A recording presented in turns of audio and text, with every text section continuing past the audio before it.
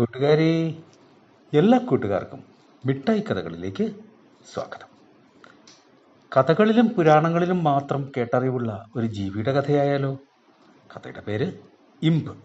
അവതരിപ്പിക്കുന്നത് മനോജ് കുമാർ പൂളയ്ക്കൽ.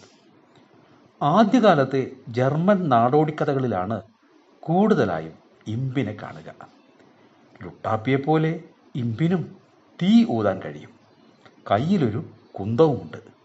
പക്ഷേ ആളൊരു കുഞ്ഞനാണ്. വലിയ ചെവികളും വലിയ കണ്ണുകളും വാലും കൂർത്ത പല്ലുകളും കൊമ്പുകളുമുള്ള ഇമ്പുകളിൽ ചിലതിന് വവ്വാലിൻ്റേതുപോലുള്ള ചിറകുകളും ഉണ്ടാകും. നമ്മുടെ ലുട്ടാപ്പിച്ചാത്തനെ പോലെ പടുവികൃതിയായ ഒരു കുട്ടിച്ചാത്തൻ യൂറോപ്പിലെ നാടോടി കഥകളിൽ ഉണ്ട്.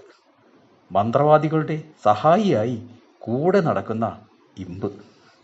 ഇമ്പുകൾക്ക് രൂപം മാറാനും അദൃശ്യരാകാനുമുള്ള കഴിവുണ്ട്. കാട്ടിലും ഗുഹകളിലും ആൾപ്പാർപ്പില്ലാത്ത സ്ഥലങ്ങളിലുമാണ് ഇവരുടെ താമസം.